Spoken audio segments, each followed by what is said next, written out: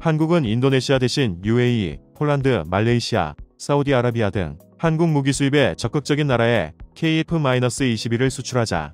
인니에 판매 거부하고 말년 호주와 전투기 개발에 협력하는 전략이 필요하다. KF-21 개발이 완료되면 개발 위험 부담을 함께하지 않은 인니한테는 일반 고객으로 판매해라. 네티즌들이 왜 그렇게 반응하고 댓글을 달았을까요? 이유를 한번 봅시다. KF-21의 시험 비행을 앞두고 인도네시아에서 관련 보도가 쏟아지고 있어 화제입니다. 그들은 전투기의 엄청난 성능을 대서특필하며 놀라움을 표했고, 중국과 맞서기 위해서는 KF-21의 도입이 필수적이라는 설명을 하기도 했습니다. 다만 프라보우가 연체금을 지급하지 않아 시제기를 한 대도 받지 못할 가능성에는 경악하고 있습니다. 한국 측에서 인도네시아가 연체금을 끝까지 내지 않으면 6대의 시제기 중 한 대도 주지 않겠다고 강력하게 밝혔던 것에 주목하면서 말입니다. 인도네시아 언론들은 입을 모아 정부가 서둘러 결단을 내려 KF-21을 도입해야 한다고 강조하기도 했습니다. KF-21의 비행을 앞두고 더욱 다급해진 것인데 무슨 일이 벌어지고 있는지 자세히 알아보겠습니다.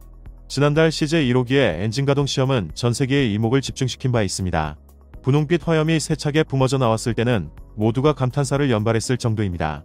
배기가스에 연료가 추가로 분사돼 최대 출력을 내는 이른바 맥스 애프터버너 불꽃을 만들어냈기 때문입니다. 그리고 최근 공개된 지상활주 모습도 큰 화제가 됐습니다. 계류장을 한 바퀴 돌아 경납고 앞으로 향한 KF-21의 수직꼬리 날개에 1호기를 뜻하는 001과 태극기가 선명하게 새겨져 있어 전 세계가 지켜보는 가운데 한국인의 자긍심을 일깨웠던 상황입니다.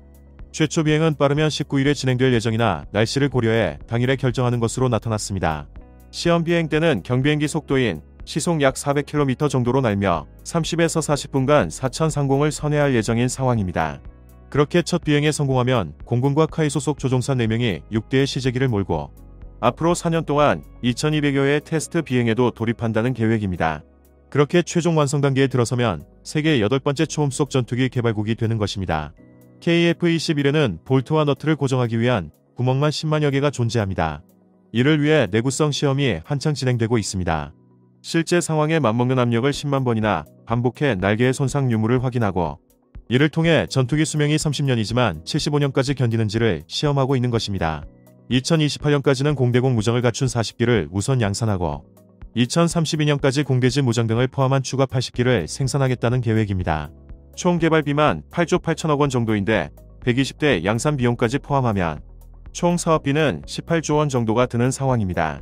한국과 인도네시아는 2015년 전투기 공동 개발에 합의한 바 있습니다.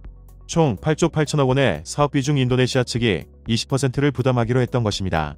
우선 시제기 1대와 기술 자료를 이전한 뒤 이후 48대를 현지에서 생산하기로 하면서 말입니다. 하지만 인도네시아는 착수금을 포함해 2,200억 원만을 납부한 채 경제난을 이유로 8천억 원의 분담금을 지급하지 않고 있습니다. 현재 이런 결정을 주도하고 있는 인물은 프라보워 국방장관입니다. 프라보워 전만 해도 한국과 인도네시아는 군수 분야에서 상당히 밀접한 행보를 보인 바 있습니다. T-50 훈련기나 잠수함 등 모두 3조 원에 가까운 수출 성과를 거두며 군사적으로 상당히 친밀한 관계를 유지해왔던 것입니다. 2011년 인도네시아 국방부로부터 1,400톤급 잠수함 3척을 수주했었고 작년 3월 마지막 3번함을 성공적으로 인도하며 그 성과가 드러나기도 했습니다. 2019년 3월에는 추가 잠수함 계약을 맺기도 했는데 프라보워가 국방장관이 된 후 계약금 납입 등 어떤 진행도 되지 않고 있는 상황입니다. 결국 작년 11월 재협상을 한 바 있는데 분담금 비율을 20%로 유지하되 약 30%는 돈이 아닌 현물로 내는 방안에 합의를 하기도 했습니다. 금액으로 따지면 약 5천억 원 상당을 천연자원 등으로 받기로 한 것입니다. 당시 프라보워 장관은 올해 상반기 중에 연체금 일부를 해결하겠다는 언급을 하기도 했습니다. 현물로는 천연가스, 유연탄, 천연고무 등 천연자원이 유력했지만 프라보워 측이 밀어붙인 것은 파묘였습니다.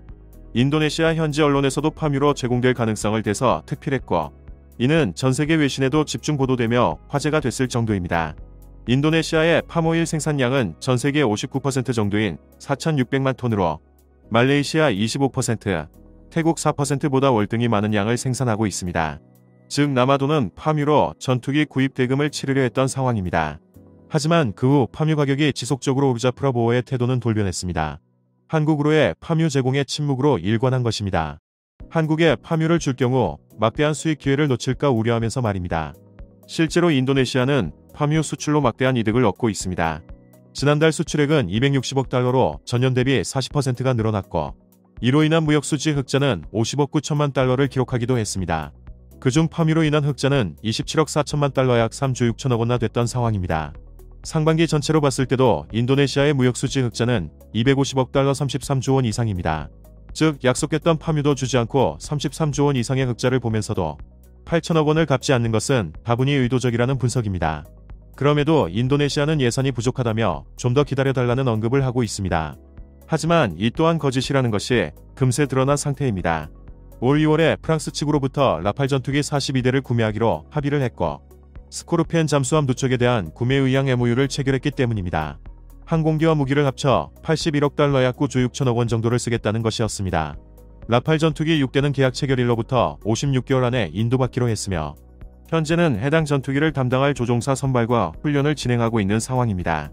라팔이 KF-21과 마찬가지인 4.5세대 전투기라는 점에서 한국과의 계약을 파기하려는 움직임이라 분석되기도 했습니다.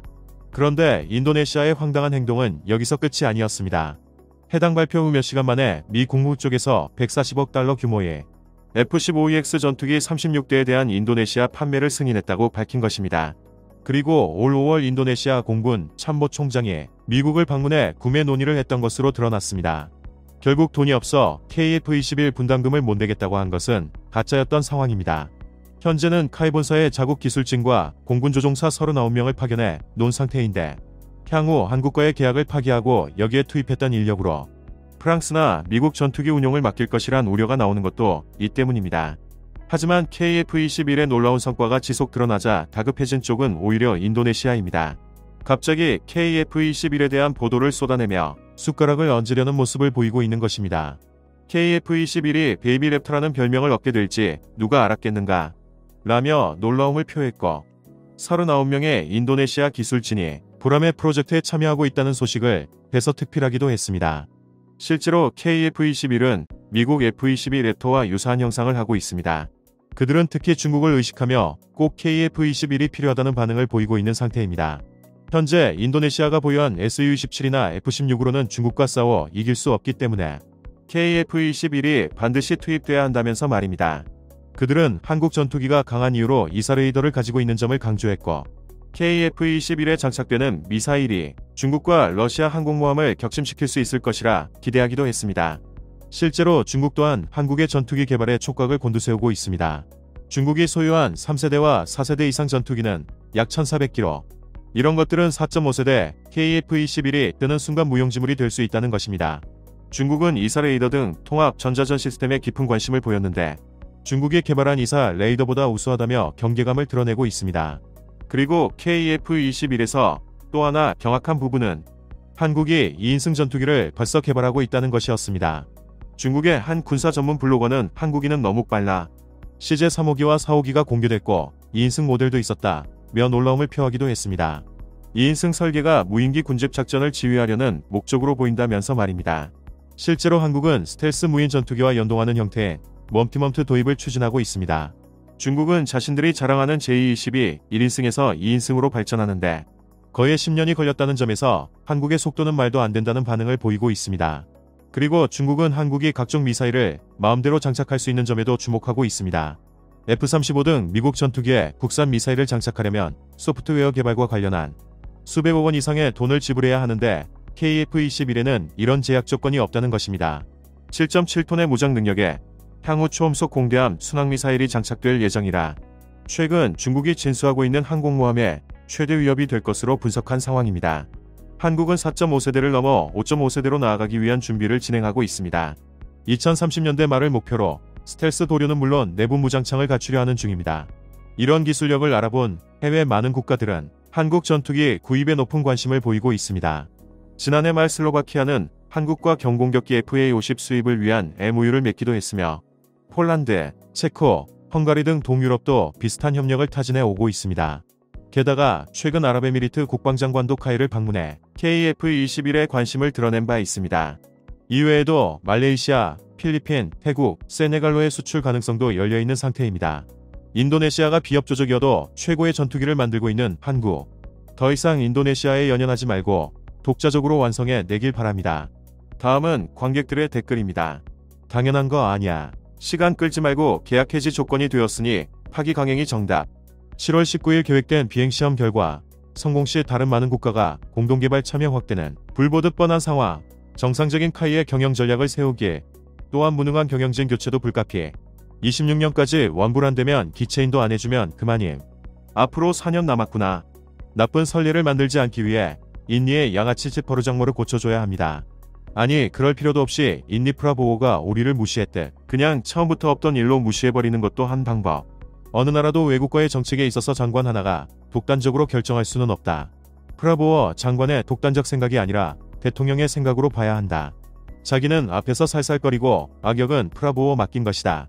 만약 상황이 불리하다 싶으면 프라보어를 경질하며 모든 억으로 책임을 덮어씌울 것이고 아니면 프라보어를 통해 KF-21에서 발을 뺄 것이다.